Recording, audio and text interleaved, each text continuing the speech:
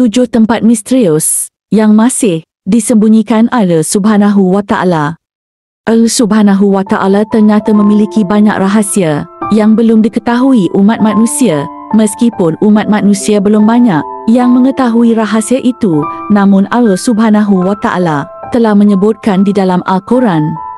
Sedikitnya ada 7 tempat misterius yang masih dirahasiakan Allah Subhanahu wa Ta'ala, namun sudah tertulis di dalam Al-Quran. Lalu, apa saja 7 tempat itu? Berikut 7 tempat yang masih dirahasiakan oleh Allah Subhanahu wa Ta'ala. Pertama, Jabal Kahf atau Gunung Kahf. Jabal Kahf adalah gunung. Dalam tafsir Al-Alusi, Gunung Jabal Kahf diilustrasikan sebuah gunung yang tak tampak oleh mata manusia umumnya. Hanya orang-orang pilihan yang bisa melihatnya. Mengenai Jabal Kahf ini sudah tertulis di dalam Al-Quran surat Kahf. Jabal Kahf adalah sejenis gunung berlapis yang memiliki hingga 70 lapisan. Menurut Ibnu Ashur, warna biru langit yang kita lihat sekarang ini berasal dari pantulan cahaya biru Jabal Kahf tersebut. 2. Solomon of Temple atau Kerajaan Nabi Sulaiman. Mengenai kerajaan Nabi Sulaiman telah disebutkan di dalam Al-Quran surat An-Naml ayat 20 hingga 44. Sebenarnya, nama Nabi Sulaiman disebutkan sebanyak 27 kali dalam Al-Quran. Nabi Sulaiman disebut-sebut sebagai raja terbesar yang pernah ada.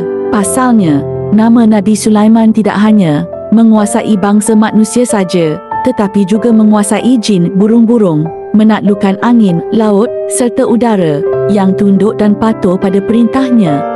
Di dalam Al-Quran dijelaskan bahawa kerajaan Nabi Sulaiman dibangun dengan menggunakan ilmu teknologi yang sangat maju di masanya. Di istananya terdapat karya seni dan benda-benda berharga yang mengesankan bagi semua yang menyaksikannya. Pintu gerbang istana terbuat dari gelas. Penyebutan Al-Quran mengenai Ratu Bilqis yang menyingkapkan pakaiannya karena mengira hal itu adalah air dan ternyata kaca. Istana Nabi Sulaiman disebut dengan nama Solomon of Temple Istana atau Kuil Sulaiman dalam literatur Yahudi. Saat ini keberadaan Istana Sulaiman sudah tidak ada karena runtuh, kecuali hanya tembok sebelah barat yang tersisa dari bangunan kuil atau istana yang masih berdiri oleh orang Yahudi. Sisa bangunan kuil itu dinamakan dengan Wajang Wall atau tembok ratapan. 3. Sumur Barhut atau tempat para setan di penjara. Sumur Barhut dijuluki sebagai sumur neraka. Ini masih menyimpan banyak misteri selain kerana letaknya yang terpencil. Kedalaman sumur Barhut yang mencapai 367 kaki atau 100 hingga 250 meter turut membuat banyak orang bertanya-tanya apa sebenarnya isi sumur Barhut itu. Keberadaan sumur Barhut ini diselimuti dengan berbagai cerita rakyat dan kisah misteri yang dipercaya warga setempat. Banyak orang enggan membicarakannya kerana takut kualat atau bernasib buruk. Keberadaan sumur Barhut sendiri telah diterangkan langsung oleh Nabi Muhammad sallallahu alaihi wasallam dan para sahabat melalui salah satu hadisnya. Beberapa sumber mengatakan bahawa sumur tersebut mengeluarkan bau busuk atau aroma tak sedap dari dalam. 4. Pohon Sidratul Muntaha atau pohon kehidupan. Sidratul Muntaha memang termasuk salah satu keagungan Allah Subhanahu wa Ta'ala yang diperlihatkan kepada Nabi Muhammad sallallahu alaihi wasallam. Keistimewaannya, hanya Rasulullah yang mampu memasuki Sidratul Muntaha. Malaikat Jibril sendiri selaku pendamping tidak diperkenankan memasukinya. Dinamakan Sidratul Muntaha kerana tempat pohon merupakan puncak segala sesuatu yang naik dari bumi dan yang turun dari langit. Pangkalnya yang turun dan naik tersebut berada di Sidratul Muntaha. Dinamakan Sidratul Muntaha juga kerana menjadi pohon tempat terakhirnya arwah para syuhada yang senantiasa mendapat karunia rezeki Allah. Pohon tersebut berada di atas langit ketujuh di sebelah kanan Arash dengan daun-daun seperti kuping-kuping gajah. Buah-buahnya seperti kendi besar. Dahan-dahannya berupa mutiara, yakut dan zabarjad. 5. Pulau Socotra. Pulau Socotra ramai dibacakan oleh publik. Pulau ini bikin banyak orang heran dengan segala keanehannya. Pulau Socotra mendapat julukan nyantrik seperti Pulau Alien dan Pulau Persembunyian Dajjal. Memang, wilayah yang disebut mencirikan lokasi munculnya Dajjal masih Jazirah Arab. Wilayah kepulauan ini terisolasi sehingga sepertiga dari organisma pulau ini tidak dapat ditemui di tempat lain selain pulau ini. Penyebutan lain yang bikin bulu kuduk merinding adalah sebagai tempat persembunyian alien alias makhluk luar angkasa.